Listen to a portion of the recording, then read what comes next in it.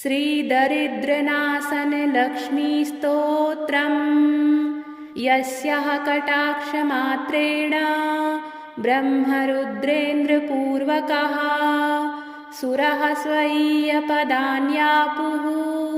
सा लक्ष्मीर्मे प्रसीदतु। यानादिकालतो मुक्ता सर्वदोषविवर्जिता अनाद्यनुग्रहाद्विष्णोः सा लक्ष्मीर्मे प्रसीदतु। देशतः कालतश्चैव समव्याप्ता च तेन या तथाप्यनुगुणा विष्णोः सा लक्ष्मीर्मे प्रसीदतु। ब्रह्मादिभ्योऽधिकं पात्रं केशवानुग्रहस्य या जननी सर्वलोकानां सा लक्ष्मीर्मे प्रसीदतु।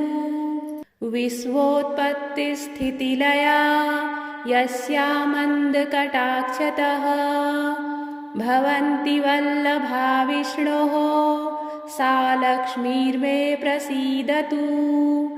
यदुपासनया नित्यं भक्तिज्ञानादिकान् गुणान् समाप्नुवन्ति मुनयः सा लक्ष्मीर्मे प्रसीदतु।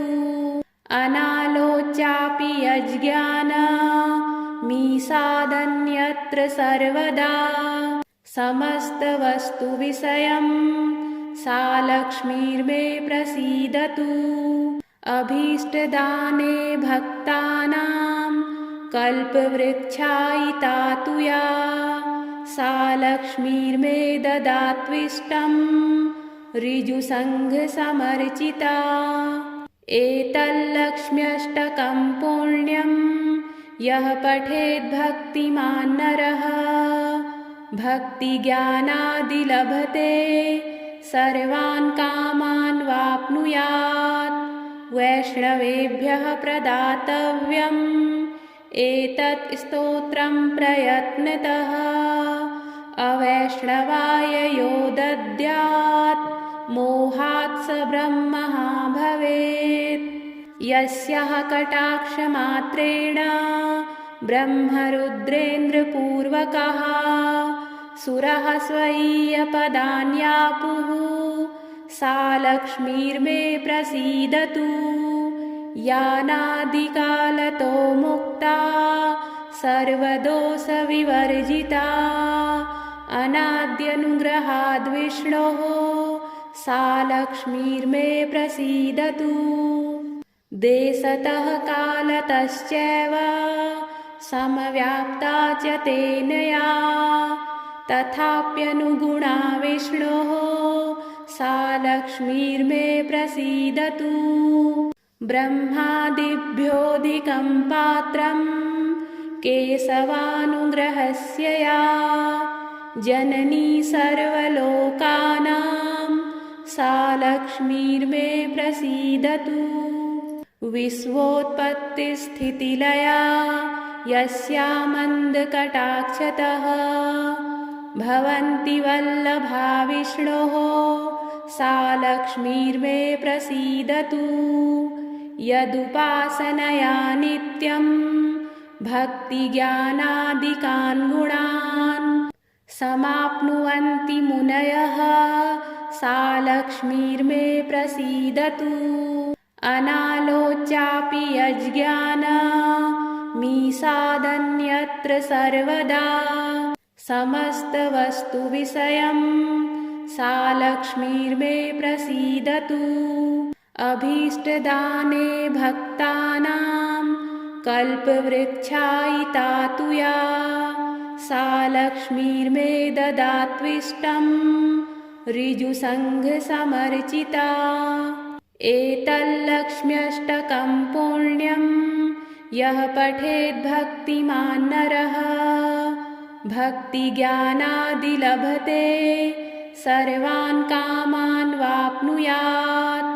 वैष्णवेभ्यः प्रदातव्यम् एतत् स्तोत्रं प्रयत्नतः अवैष्णवाय यो दद्यात् मोहात् स ब्रह्मः भवेत्। यस्यः कटाक्षमात्रेण ब्रह्मरुद्रेन्द्रपूर्वकः सुरः स्वय्यपदान्यापुः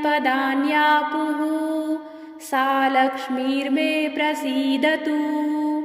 यानादिकालतो मुक्ता सर्वदोषविवर्जिता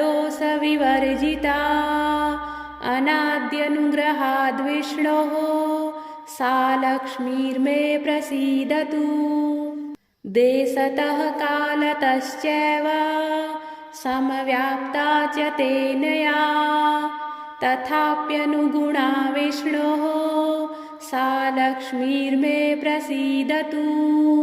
ब्रह्मादिभ्योऽधिकं पात्रं केशवानुग्रहस्य या जननी सर्वलोकानां सा लक्ष्मीर्मे प्रसीदतु। विश्वोत्पत्तिस्थितिलया यस्यामन्दकटाक्षतः भवन्ति वल्लभा विष्णोः सा लक्ष्मीर्मे प्रसीदतु। यदुपासनया नित्यं भक्तिज्ञानादिकान् गुणान् समाप्नुवन्ति मुनयः सा लक्ष्मीर्मे प्रसीदतु। अनालोच्यापि यज्ञानमीसादन्यत्र सर्वदा समस्तवस्तुविषयं सा लक्ष्मीर्मे प्रसीदतु। अभीष्टदाने भक्तानां कल्पवृक्षायिता तु या सा लक्ष्मीर्मे ददात्विष्टं ऋजुसङ्घसमर्चिता। एतल्लक्ष्म्यष्टकं पुण्यं यः पठेद्भक्तिमान् नरः भक्तिज्ञानादिलभते सर्वान् कामान् वाप्नुयात्। वैष्णवेभ्यः प्रदातव्यम् एतत् स्तोत्रं प्रयत्नतः अवैष्णवाय यो दद्यात् मोहात् स ब्रह्मः भवेत्। यस्यः कटाक्षमात्रेण ब्रह्मरुद्रेन्द्रपूर्वकः सुरः स्वय्यपदान्यापुः सा लक्ष्मीर्मे प्रसीदतु। यानादिकालतो मुक्ता सर्वदोषविवर्जिता अनाद्यनुग्रहाद्विष्णोः सा लक्ष्मीर्मे प्रसीदतु। देशतः कालतश्चैव समव्याप्ता च तेन या तथाप्यनुगुणा विष्णोः सा लक्ष्मीर्मे प्रसीदतु। ब्रह्मादिभ्योऽधिकं पात्रं केशवानुग्रहस्य या जननी सर्वलोकानां सा लक्ष्मीर्मे प्रसीदतु। विश्वोत्पत्तिस्थितिलया यस्यामन्दकटाक्षतः भवन्ति वल्लभा विष्णोः सा लक्ष्मीर्मे प्रसीदतु। यदुपासनया नित्यं भक्तिज्ञानादिकान् गुणान् समाप्नुवन्ति मुनयः सा लक्ष्मीर्मे प्रसीदतु। अनालोच्यापि यज्ञानमीसादन्यत्र सर्वदा समस्तवस्तुविषयं सा लक्ष्मीर्मे प्रसीदतु। अभीष्टदाने भक्तानां कल्पवृक्षायिता तु या सा लक्ष्मीर्मे ददात्विष्टं ऋजुसङ्घसमर्चिता। एतल्लक्ष्म्यष्टकं पुण्यं यः पठेद्भक्तिमान् नरः भक्तिज्ञानादिलभते सर्वान् कामान् वाप्नुयात्। वैष्णवेभ्यः प्रदातव्यम् एतत् स्तोत्रं प्रयत्नतः अवैष्णवाय यो दद्यात् मोहात् स ब्रह्मः भवेत्। यस्यः कटाक्षमात्रेण ब्रह्मरुद्रेन्द्रपूर्वकः सुरः स्वय्यपदान्यापुः सा लक्ष्मीर्मे प्रसीदतु। यानादिकालतो मुक्ता सर्वदोषविवर्जिता अनाद्यनुग्रहाद्विष्णोः सा लक्ष्मीर्मे प्रसीदतु। देशतः कालतश्चैव समव्याप्ता च तेन या तथाप्यनुगुणा विष्णोः सा लक्ष्मीर्मे प्रसीदतु। ब्रह्मादिभ्योऽधिकं पात्रं केशवानुग्रहस्य या जननी सर्वलोकानां सा लक्ष्मीर्मे प्रसीदतु। विश्वोत्पत्तिस्थितिलया यस्यामन्दकटाक्षतः भवन्ति वल्लभा विष्णोः सा लक्ष्मीर्मे प्रसीदतु। यदुपासनया नित्यं भक्तिज्ञानादिकान् गुणान् समाप्नुवन्ति मुनयः सा लक्ष्मीर्मे प्रसीदतु। अनालोच्यापि यज्ञानमीसादन्यत्र सर्वदा समस्तवस्तुविषयं सा लक्ष्मीर्मे प्रसीदतु। अभीष्टदाने भक्तानां कल्पवृक्षायिता तु या सा लक्ष्मीर्मे ददात्विष्टं ऋजुसङ्घसमर्चिता। एतल्लक्ष्म्यष्टकं पुण्यं यः पठेद्भक्तिमान् नरः भक्तिज्ञानादिलभते सर्वान् कामान् वाप्नुयात्। वैष्णवेभ्यः प्रदातव्यम् एतत् स्तोत्रं प्रयत्नतः अवैष्णवाय यो दद्यात् मोहात् स ब्रह्मः भवेत्। यस्यः कटाक्षमात्रेण ब्रह्मरुद्रेन्द्रपूर्वकः सुरः स्वय्यपदान्यापुः सा लक्ष्मीर्मे प्रसीदतु।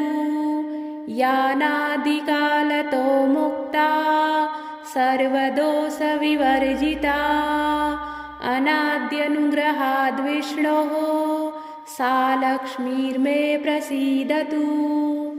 देशतः कालतश्चैव समव्याप्ता च तेन या तथाप्यनुगुणा विष्णोः सा लक्ष्मीर्मे प्रसीदतु। ब्रह्मादिभ्योऽधिकं पात्रं केशवानुग्रहस्य या जननी सर्वलोकानां सा लक्ष्मीर्मे प्रसीदतु। विश्वोत्पत्तिस्थितिलया यस्यामन्दकटाक्षतः भवन्ति वल्लभा विष्णोः सा लक्ष्मीर्मे प्रसीदतु। यदुपासनया नित्यं भक्तिज्ञानादिकान् गुणान् समाप्नुवन्ति मुनयः सा लक्ष्मीर्मे प्रसीदतु।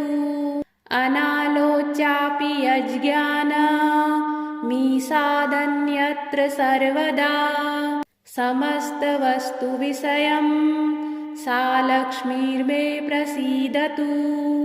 अभीष्टदाने भक्तानां कल्पवृक्षायिता तु या सा लक्ष्मीर्मे ददात्विष्टं ऋजुसङ्घसमर्चिता। एतल्लक्ष्म्यष्टकं पुण्यं यः पठेद्भक्तिमान् नरः भक्तिज्ञानादिलभते सर्वान् कामान् वाप्नुयात्। वैष्णवेभ्यः प्रदातव्यम् एतत् स्तोत्रं प्रयत्नतः अवैष्णवाय यो दद्यात् मोहात् स ब्रह्मः भवेत्। यस्यः कटाक्षमात्रेण ब्रह्मरुद्रेन्द्रपूर्वकः सुरः स्वय्यपदान्यापुः सा लक्ष्मीर्मे प्रसीदतु। यानादिकालतो मुक्ता सर्वदोषविवर्जिता अनाद्यनुग्रहाद्विष्णोः सा लक्ष्मीर्मे प्रसीदतु। देशतः कालतश्चैव समव्याप्ता च तेन या तथाप्यनुगुणा विष्णोः सा लक्ष्मीर्मे प्रसीदतु। ब्रह्मादिभ्योऽधिकं पात्रं केशवानुग्रहस्य या जननी सर्वलोकानां सा लक्ष्मीर्मे प्रसीदतु। विश्वोत्पत्तिस्थितिलया यस्यामन्दकटाक्षतः भवन्ति वल्लभा विष्णोः सा लक्ष्मीर्मे प्रसीदतु। यदुपासनया नित्यं भक्तिज्ञानादिकान् गुणान् समाप्नुवन्ति मुनयः सा लक्ष्मीर्मे प्रसीदतु। अनालोच्यापि यज्ञानमीसादन्यत्र सर्वदा समस्तवस्तुविषयं सा लक्ष्मीर्मे प्रसीदतु। अभीष्टदाने भक्तानां कल्पवृक्षायिता तु या सा लक्ष्मीर्मे ददात्विष्टं ऋजुसङ्घसमर्चिता। एतल्लक्ष्म्यष्टकं पुण्यं यः पठेद्भक्तिमान् नरः भक्तिज्ञानादिलभते सर्वान् कामान् वाप्नुयात्।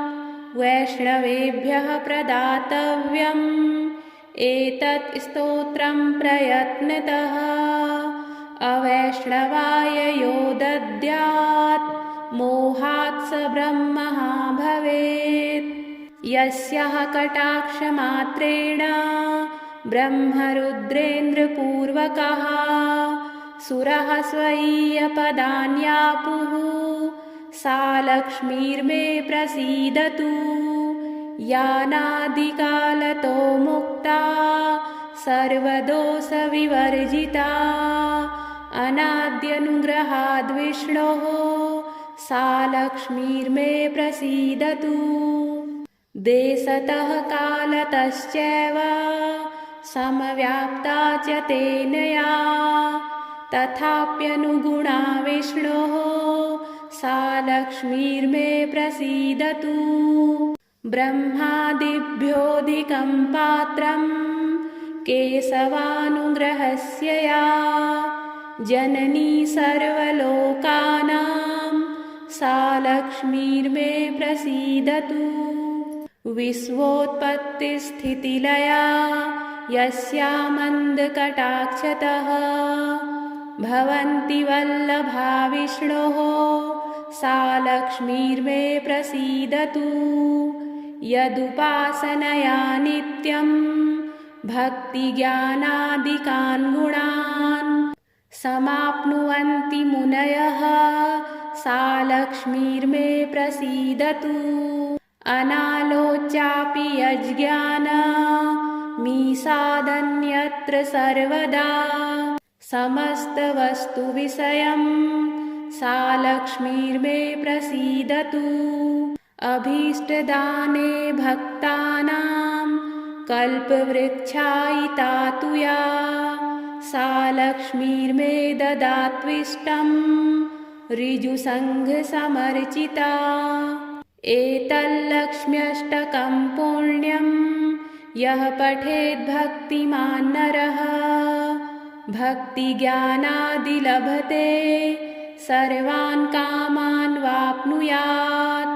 वैष्णवेभ्यः प्रदातव्यम् एतत् स्तोत्रं प्रयत्नतः अवैष्णवाय यो दद्यात् मोहात् स ब्रह्मः भवेत्। यस्यः कटाक्षमात्रेण ब्रह्मरुद्रेन्द्रपूर्वकः सुरः स्वय्यपदान्यापुः सा लक्ष्मीर्मे प्रसीदतु। यानादिकालतो मुक्ता सर्वदोषविवर्जिता अनाद्यनुग्रहाद्विष्णोः सा लक्ष्मीर्मे प्रसीदतु।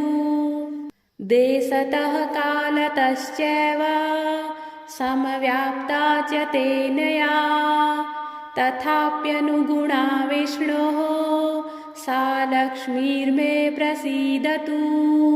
ब्रह्मादिभ्योऽधिकं पात्रं केशवानुग्रहस्य या जननी सर्वलोकानां सा लक्ष्मीर्मे प्रसीदतु। विश्वोत्पत्तिस्थितिलया यस्यामन्दकटाक्षतः भवन्ति वल्लभा विष्णोः सा लक्ष्मीर्मे प्रसीदतु। यदुपासनया नित्यं भक्तिज्ञानादिकान् गुणान् समाप्नुवन्ति मुनयः सा लक्ष्मीर्मे प्रसीदतु। अनालोच्यापि यज्ञानमीसादन्यत्र सर्वदा समस्तवस्तुविषयं सा लक्ष्मीर्मे प्रसीदतु। अभीष्टदाने भक्तानां कल्पवृक्षायिता तु या सा लक्ष्मीर्मे ददात्विष्टं ऋजुसङ्घसमर्चिता। एतल्लक्ष्म्यष्टकं पुण्यं यः पठेद्भक्तिमान् नरः भक्तिज्ञानादिलभते सर्वान् कामान् वाप्नुयात्। वैष्णवेभ्यः प्रदातव्यम् एतत् स्तोत्रं प्रयत्नतः अवैष्णवाय यो दद्यात् मोहात् स ब्रह्मः भवेत्। यस्यः कटाक्षमात्रेण ब्रह्मरुद्रेन्द्रपूर्वकः सुरः स्वय्यपदान्यापुः सा लक्ष्मीर्मे प्रसीदतु। यानादिकालतो मुक्ता सर्वदोषविवर्जिता अनाद्यनुग्रहाद्विष्णोः सा लक्ष्मीर्मे प्रसीदतु। देशतः कालतश्चैव समव्याप्ता च तेन या तथाप्यनुगुणा विष्णोः सा लक्ष्मीर्मे प्रसीदतु। ब्रह्मादिभ्योऽधिकं पात्रं केशवानुग्रहस्य या जननी सर्वलोकानां सा लक्ष्मीर्मे प्रसीदतु। विश्वोत्पत्तिस्थितिलया यस्यामन्दकटाक्षतः भवन्ति वल्लभा विष्णोः सा लक्ष्मीर्मे प्रसीदतु। यदुपासनया नित्यं भक्तिज्ञानादिकान् गुणान् समाप्नुवन्ति मुनयः सा लक्ष्मीर्मे प्रसीदतु। अनालोच्यापि यज्ञानमीसादन्यत्र सर्वदा समस्तवस्तुविषयं सा लक्ष्मीर्मे प्रसीदतु। अभीष्टदाने भक्तानां कल्पवृक्षायिता तु या सा लक्ष्मीर्मे ददात्विष्टं ऋजुसङ्घसमर्चिता।